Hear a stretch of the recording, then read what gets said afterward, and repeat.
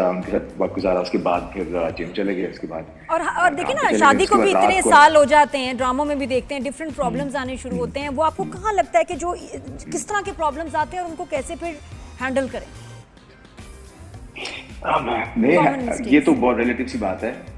Common मेरे ख्याल में टाइम देना पड़ता है, and That's it. I think communication, attention, communication, communication. बिल्कुल, दोनों मियाँ बीवी को एक दूसरे को टाइम देना होता है, अटेंशन देनी होती है, रिलेशनशिप में वो स्पार्क मेंटेन करने के लिए आपको वक्त गुजारना होता है, मोमेंट्स क्रिएट करने होते हैं, और ये कुछ चीजें नेचुरली आती हैं, कुछ चीजें आपको कॉन्शियसली भी क्रिएट करनी पड़ती है। बिल्कुल कुछ over time you have to create those moments, बिल्कुल मैच्योरिटी आती है जो जुनैद मुझे बताइए, एक तो अपनी फैमिली की बात हो गई ना, एक प्रोफेशनल लाइफ में मैंने कभी यानी कंट्रोवर्सी उस तरह जुनैद को या मतलब ओवर एक्सप्रेसिव होते हुए नहीं देखा, सोशल मीडिया पे हम देख रहे थे, या अपनी राय देना, कमेंट करना। तो ये इंटेंशनली करते हो या नेचर का हिस्सा है कि बस ठीक है यार छोड़ो, मुझे क्या बात करनी है इस बारे में, और इसलिए कंट्रोवर्सी? एक तो मेरी नेचर का हिस्सा भी है, हाँ, एक तो मेरी नेचर का हिस्सा भी है। बचपन से भी मैं थोड़ा खामोश तबीयती था, लेकिन ऑफ कोर्स ऐसा नहीं है कि मैं ओपिनियन रखता नहीं चीज़ों के बारे में, लेकिन I consciously make an effort not to really share my opinions on social media. कुछ चीज़ें आपकी पर्सनल होती हैं, कुछ ओपिनियंस आपके पर्सनल होते हैं, और आई थिंक मैं उस कैटेगरी ऑफ परफॉर्मर्स या एक्टर से बिलोंग करता हूँ। हमने तो ये कंट्रोवर्सीज क्रिएट करने वाली चीज़ तो सोची भी नहीं थी, ना देखी भी नहीं थी। हम तो सीधा काम पे फोकस करते थे, गाने भी बनाए तो उस सोच से बनाए कि यार दिल से क्या निकल रहा है, ना ये कि आसपास क्या चल रहा है या वो क्या हो रहा है, दिल से क्या निकल रहा है। एक्टिंग भी इसलिए की कि क्राफ्ट में थोड़ा सा बेहतर आना था या अपने आप को कैसे एक्सप्रेस करना था।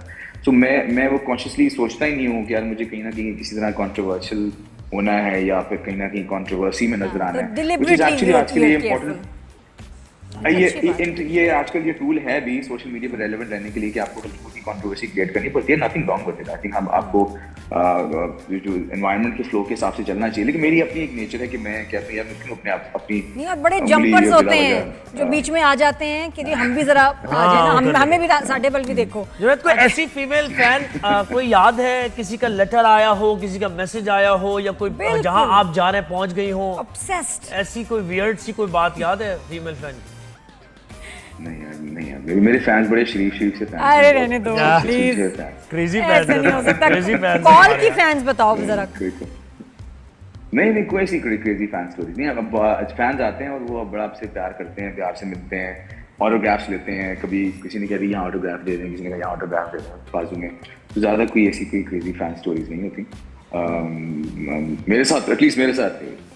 अच्छा, अभी मुझे पता किसका ड्रामा एंजॉय कर रहे हैं आप अपने अलावा, किसका ड्रामा बड़े मजे का लग रहा है और उसको फॉलो भी कर रहे हैं? अपने अलावा अभी आजकल वैसे मौका मिल नहीं रहा देखने का। आप नाम लें कोई 2-3 अच्छे ड्रामे। अरे बहुत डॉक्टर बहू है, बस तेरा नाम हो, फरहान सईद का वो बस तेरा नाम हो, बड़ा मजे का है। डॉक्टर बहू है, और कौन से बहुत सारे चल रहे हैं। मैंने डॉक्टर बहू के कुछ सीन्स देखे थे, और उसमें जो मेन लीड और एक्ट्रेस हैं कुबरा और असद शुजा, उनके सीन्स बड़े अच्छे थे। The chemistry was very good. Mehreen जबार आफ्टर काफ़ी सालों के बाद मेहरीन जबार का काम जो है वो लोगों ने रिकग्नाइज किया। She is a wonderful director. Work with her way back 2010 में हमने बताया जान किया था, and she is a brilliant director. But now काफ़ी टाइम बाद उनका काम अच्छा रिकग्नाइज हुआ है, एंड ग्लैड के लोगों ने पहचाना है कि हाउ टैलेंटेड है। एग्जैक्टली। और अच्छा ये बताएं, एक अभी ड्रामे में बताएं कि एक्टर्स के साथ कितना आप टाइम गुजारते हैं, तो उनकी नेचर के बारे में भी पता चलता है। 2-3 एक्टर्स का पूछेंगे। मोमना इकबाल से शुरू करते हैं। हाउ वाज द एक्सपीरियंस, और उसकी कोई आदतें बताओ खास मजे की। Wonderful experience. देखिए, मैंने 2 ड्रामे कर चुका हूँ मोमना के साथ। एक दो किनारे किया था और ये किया, और उसकी जो सबसे अच्छी बात यह है कि एक तो फोटोग्राफी मेमोरी सीन पढ़ के याद कर लेती है, याद है उसको। और जो वो छोटे एक्सप्रेशंस देती है बीच में, मैं अभी भी अपने मुहाफिज में भी नोट कर रहा होता हूँ कहीं ना कहीं वो ऐसे मजेदार किस्म के एक्सप्रेशंस आते हैं उसके, जो कि ऐसा नहीं है कि नेचुरली भी वो दे रही होती नहीं है। शायद ये आप सोच रहे हो क्या नेचुरली वो ऐसी है, इसलिए नहीं, ऐसा नहीं। वो ऑन स्क्रीन आके वो कोई बड़े अच्छे नेचुरली एक्सप्रेशन देती है, जो कि बड़ी फाइन एज एक्टर शायद हम एक्टर ही नोट कर सकता है चीज़ें कि यार ये एक्सप्रेशन कैसे दिया, ये एकदम कैसे निकाला। तो she is a brilliant actress. और ऑफ स्क्रीन भी बहुत अच्छी है। अच्छा मजाक करना, सबके साथ घुल मिल के बैठना, कोई उस तरह के नखरे नहीं है कि यार मुझे यहाँ नहीं बैठना, वहाँ नहीं बैठना। सब एक्टर्स आपस में उनकी लंच टाइम में बैठे होते हैं, तो सब साथ बैठे होते हैं, और हम मजाक भी कर रहे होते हैं, है लोहारी, मैं भी लोहारी, वो भी लोहारी, तुम्हारा लोहारी क्यों भी चल रहा होता है। हाँ नहीं तो उनकी तो प्रोजेक्ट के बीच में शादी भी हो गई तो गए नहीं, इनवाइट किया था मोमना ने? बिल्कुल इनवाइट किया था, लेकिन मैं कराची में था और ईद था, बड़ी ईद थी, बकरा ईद थी, तो मैं कराची में फैमिली के साथ था, मैं जा नहीं सका, लेकिन मैंने जारी बात मॉडल कर ली थी, बट मैंने सोशल मीडिया पे फॉलो किया शादी को।